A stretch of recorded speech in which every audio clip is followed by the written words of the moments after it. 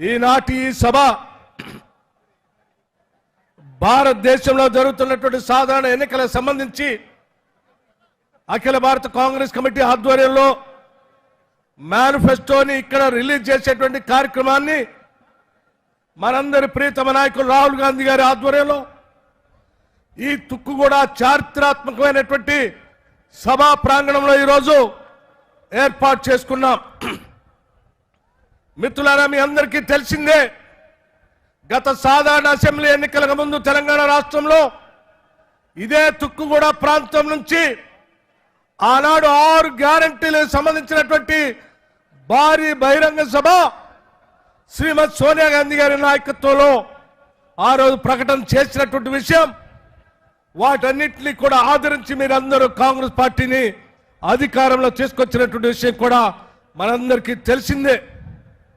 ఈరోజు ఉన్నటువంటి పరిస్థితుల్లో గత 10 ఏళ్లు పాలన చేసిన టీఆర్ఎస్ పార్టీ ఆర్థిక సంక్షోభాన్ని, విద్యుత్ సంక్షోభాన్ని సృష్టించి సుడిగుండంలాగా ఈ రాష్ట్రాన్ని తయారు చేసి వెళితే రాష్ట్రంలో కాంగ్రెస్ పార్టీ ఇందిరమ్మ రాజ్యం అధికారంలోకి వచ్చిన తర్వాత ఈ 2 వ్యవస్థల్ని ఘాట్లో పెట్టి మొదటి నెలలో ఆర్థిక వ్యవస్థకు సంబంధించి, విద్యాశాఖకు సంబంధించి శ్వేతపత్రాన్ని శాసనసభలో ప్రవేశపెట్టే కాకుండా వాటిని సరి చేసుకుంటూ మొదటి తారీఖు నాడే ఈ రాష్ట్రంలో ఉన్నటువంటి దాదాపు 3,68,200 ప్రభుత్వ ఉద్యోగస్తులకి, 2,77,000 మంది పెన్షనర్స్ కి మొదటి తారీఖు నాడే జీతాలు ఇచ్చినటువంటి చారిత్రాత్మకమైన నిర్ణయం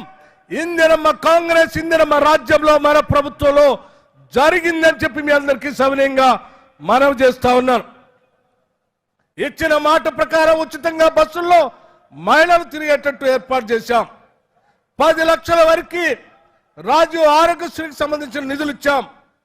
రాష్ట్రంలో ఉన్నటువంటి మహిళా సంఘ సభ్యుల అందరికీ రాబోయే 5 సంవత్సరాల దాదాపు 1,00,000 కోట్ల రూపాయలు రుణాలు ఇచ్చి వడ్డీ లేని రుణాలు ఇవ్వాలనేటువంటి ఆలోచన కాంగ్రెస్ పార్టీ చేస్తా ఉంది.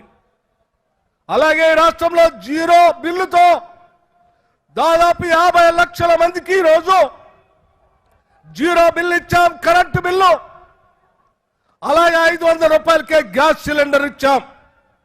మీ అందరికీ తెలిసిందే, ఈరోజు రాష్ట్రంలో ఉన్నటువంటి ఆర్థిక పరిస్థితిని అధిగమిస్తూ కూడా ఇవన్నీ చేస్తున్నామనంటే మన నాయకుడు శ్రీ రాహుల్ గాంధీ గారు నిరంతరం పర్యవేక్షణ చేస్తూ రాష్ట్ర ప్రభుత్వానికి దిశ నిర్దేశం చేస్తూ ఇచ్చిన హామీలు నిలబెట్టే కార్యక్రమాన్ని చేసుకునేటట్టుగా మనల్ని ముందుకు నడిపిస్తా ఉన్నారు. ఈరోజు వారు చెప్పినటువంటి అంశాలు, దేశవ్యాప్తంగా చెప్పినటువంటి అంశాలు చూస్తూ ఉంటే కూలీలకి Mahatma Gandhi national employment guarantee scheme లో 400 రూపాయలు వచ్చేటట్టుగా క్యాష్ సెన్సస్ చేస్తామని చెప్పి ఈ రాష్ట్రంలో మొదలు పెడతామని చెప్పి మొదలుపెట్టాం. ఒక విప్లవకారుడిగా ఈ దేశంలో తాడితులకి, పీడితులకి, బాధితులకి, మధ్యతరగతి కుటుంబాలకి, యువతకి, మహిళలకి అందరికీ న్యాయం జరగాలనేటువంటి ఆలోచనతో ఈరోజు న్యాయ పత్రాన్ని రాహుల్ గాంధీ గారు ఇక్కడ మన అందరి ముందు ఆవిష్కరింప చేశారు.